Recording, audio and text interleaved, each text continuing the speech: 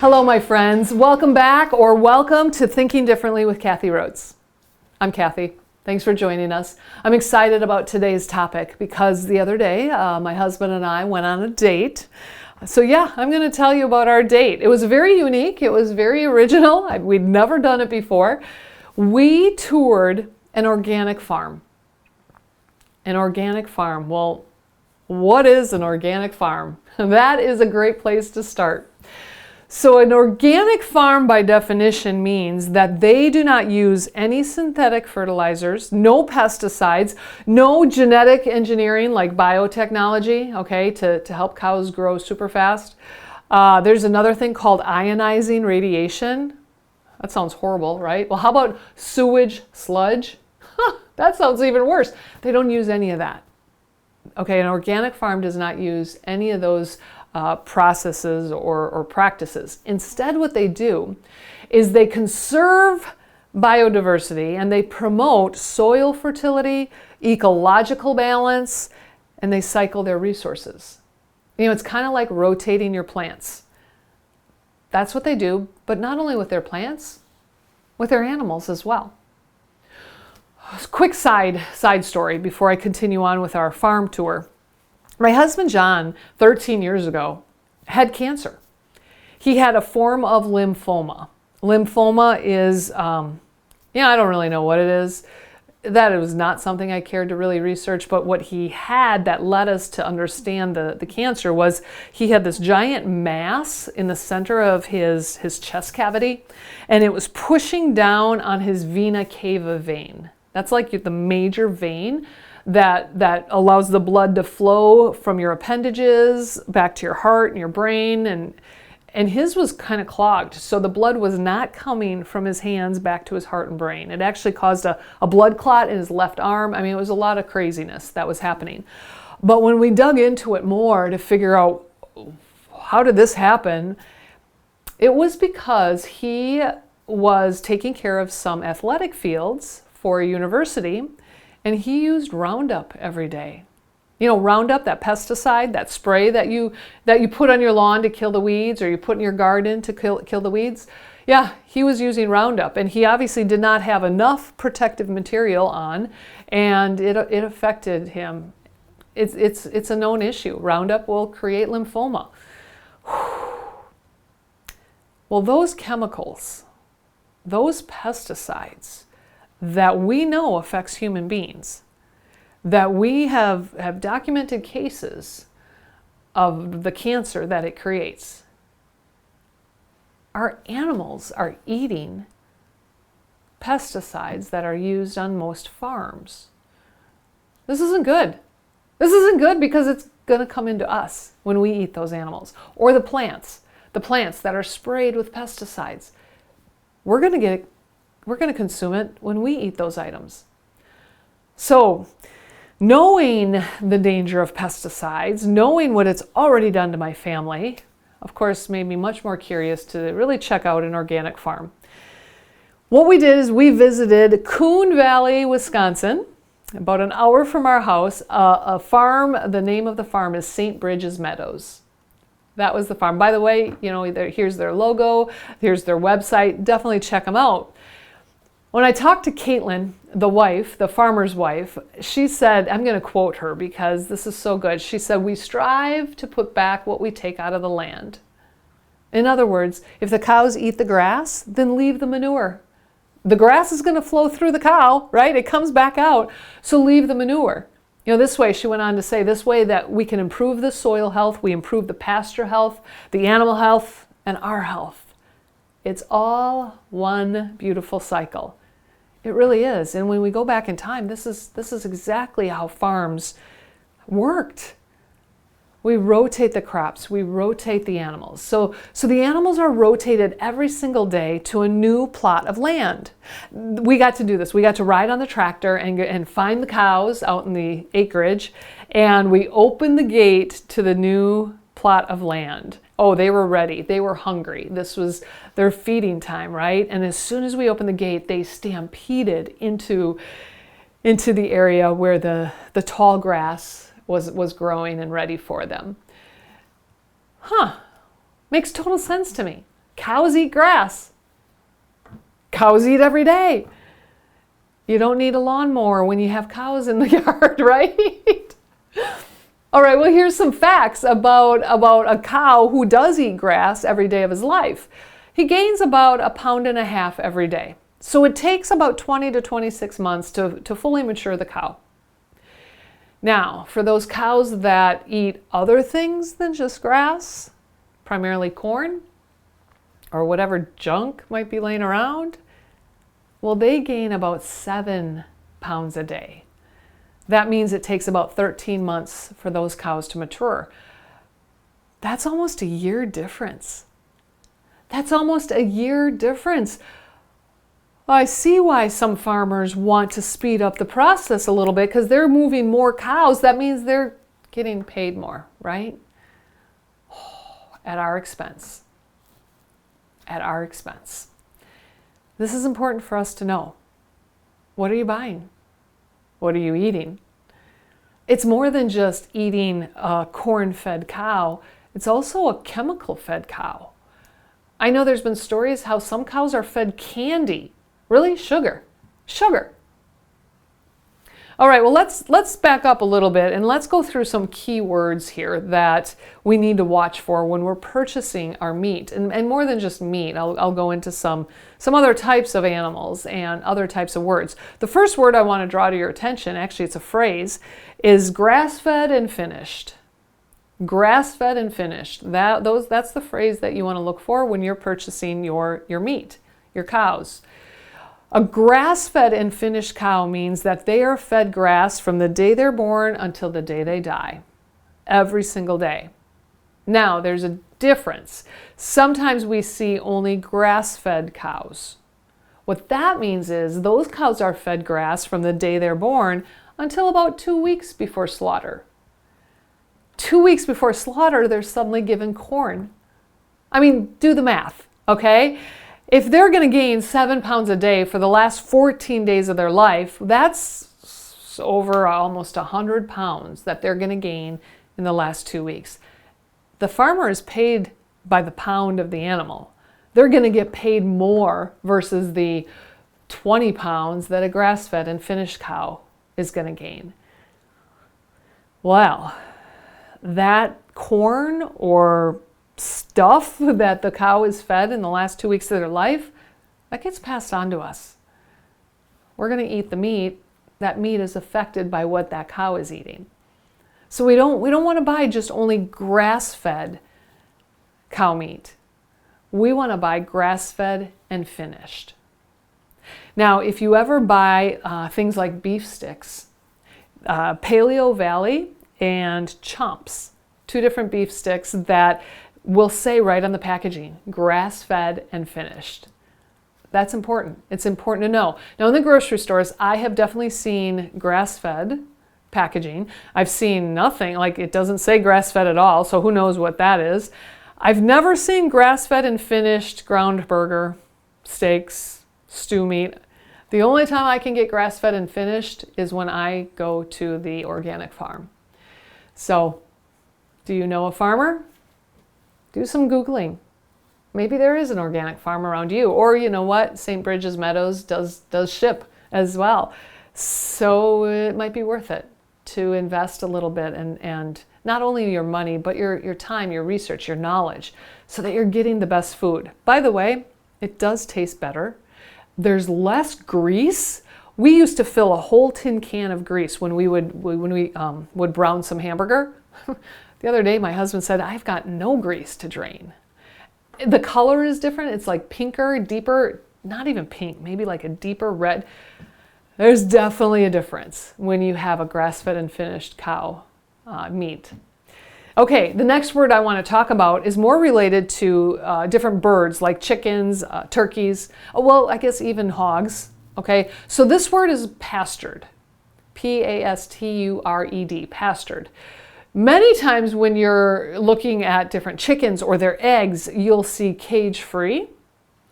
That's not the same as pastured. What pastured means is the bird or the animal is allowed to range freely outdoors where they're going to get whatever kind of exercise and movement that they need. They're going to eat natural food, like the grass, the seeds, the insects, the worms. They're going to get those natural type of food choices with some movement in their body. A free range bird or hog, they're oftentimes still put in a, not a cage, but maybe a pen, and there's just too many animals for that pen. So they don't have that much room to range. They are outside even for shorter periods of time. That's not healthy. That's not healthy for us. That's not healthy for those animals either. So look for pastured chickens, pastured turkeys, pastured hogs, pastured eggs. Make sure you're looking for that word. All right, let's talk about fish.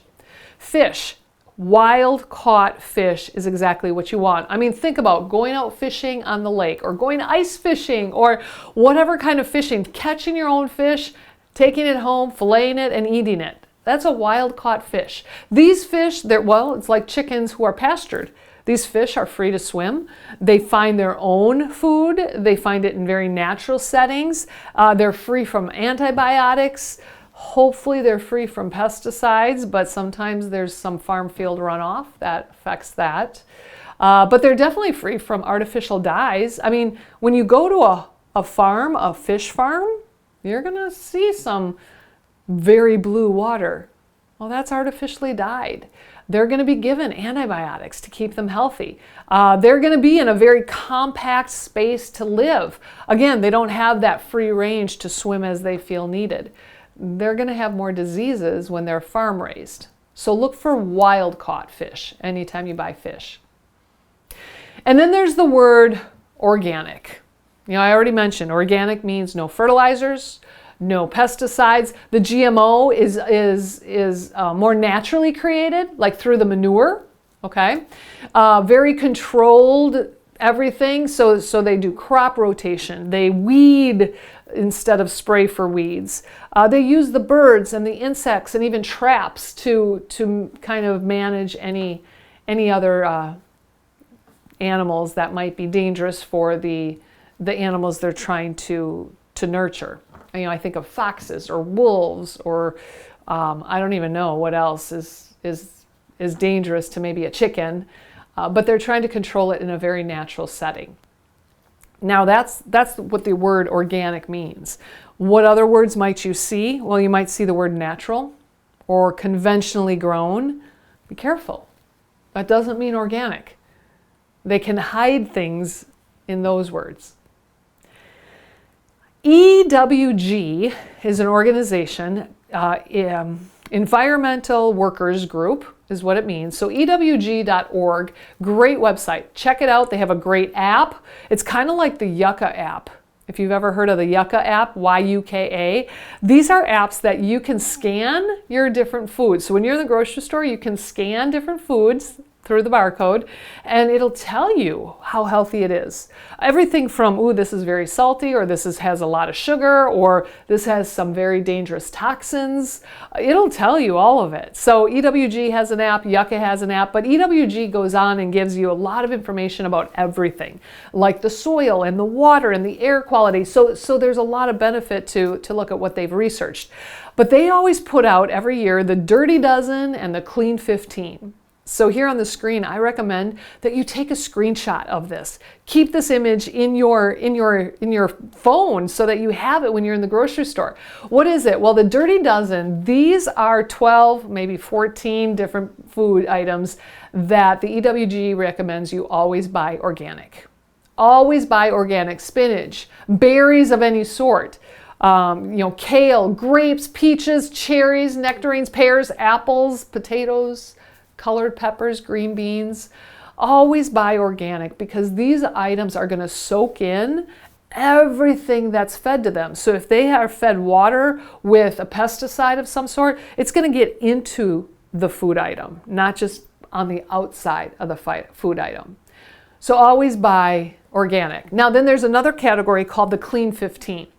These items, you might be okay not to buy organic. And really, when you think about it, they have a shell to them. Pineapple, watermelon, avocado. They have a shell that you're going to peel away or cut away and throw away and then eat the inside. So those those do not absorb the toxins necessarily like the others, like berries do. So keep that in mind when you're grocery shopping. Just be better educated on what these words really mean. Nowadays, when you look at a package, they have so many like badges. We are gluten-free and organic and certified this and GMO-free and BPA and there's so many that it's overwhelming and it's confusing. What matters anymore? We need to know the definitions. We need to know the inside out. So here at the end of our session today, I have 3 new habits that I recommend that you start to follow. Habit number 1, my recommendation is to really be more mindful and start buying organic fruits, vegetables, and meats. Understand what you're really getting fed and choose wisely. Choose wisely those organics that your body will appreciate. The second habit that I have for you today is when you are grocery shopping, please don't think about the price or even the nutritional value. Think about avoiding chemicals. Our body doesn't like chemicals. It doesn't work well with chemicals. It even creates cancers. Avoid chemicals, and it might cost a little more, and I say that in quotes, but really my entire grocery bill hasn't gone up in price because I'm not buying the junk. I might pay more for one item than I did before, but as a whole, I'm not buying as much junk. So don't think about the price. Don't think about the nutritional value. Think about avoiding chemicals. Here's a quick example. I was at the grocery store a few weeks ago and we were going to grill out some burgers. We had friends coming over and they don't really care about their health like I do. I'm sure they care about it, but they don't care. So I was in the ketchup aisle and I saw the ketchup that I've gotten in the past and it was on sale for $1.99. Perfect little size. I grabbed the bottle and I turned it around to look at the ingredients. The second ingredient was high fructose corn syrup. Chemical, chemical, chemical, chemical. And sugar, sugar, sugar, sugar. Manufactured sugar. Garbage. Nothing good about it.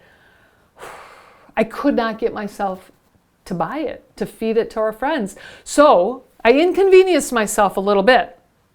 I walked down the aisle, about half the aisle length. I turned left and I walked about a quarter of the next aisle. And I picked up the container of organic ketchup. The organic ketchup, it did have sugar, but it had sugar. It didn't have high fructose corn syrup. And it was organic. So tomatoes are organic. All the ingredients, I knew what they were, and it was only $1 more. Same size, only $1 more. Now you can look at that and be like, it's $1 more. But like I said before, as a whole, my whole grocery bill is really about the same. So that's my challenge to you, challenge number 2. Challenge number 3 is when you do bring home any of your produce. I don't care if it's organic or not organic, bought at the farmer's market or in the grocery store, please wash all your produce. Wash it with things that are safe for us. What I do is I fill my sink with water and I put a few glug-glugs of vinegar in it. That's a technical term, right? A few glug-glugs. And I just soak. So I put all my apples and grapes and berries and whatever else, peppers. That's a big one I buy a lot. I put it all in there and I let it soak. And 10 minutes later, I'll drain the water and I'll scrub it with a fruit brush, a produce brush that I have, and I'll just let them dry. Another option that I saw this recipe is to take a tablespoon of baking soda to 2 cups of water. So if you're filling your sink, maybe that's 4 cups of water, add 2 tablespoons of baking soda, and then again, soak all of your different produce, and then just kind of wash it off, scrub it off, and let it dry. Wash everything, because you just never know what it bumped up against, right? And plus, I don't want to eat the dirt. So my friends, here's a health challenge that I have for you this week. I don't know what season it is when you listen to this episode, but can you visit a farmer's market? Can you visit a local farm? Can you visit an organic farm? Buy your produce locally. Go to those markets that happen every weekend. Buy organically. This is what's going to start to change your body for the better, to help you get healthy, to help your family be healthy. Is this topic challenging you at all? I hope so. I hope that I'm challenging you to think differently. Take this challenge this week. Take charge of your health, my friends. If you can stay consistent, you're going to really start to see the changes, and your body is going to crave more of the good stuff. Be great, my friends. We'll see you next time. I hope this topic has challenged you to think differently as you strive to grow from success to world class. Please follow this podcast, share it with your friends, and follow me and Unity Consulting on all social platforms: Facebook, YouTube, Instagram, LinkedIn, and our website, unityconsultingllc.com. I look forward to connecting with you next time to challenge your habits so that you are more efficient and fully empowered.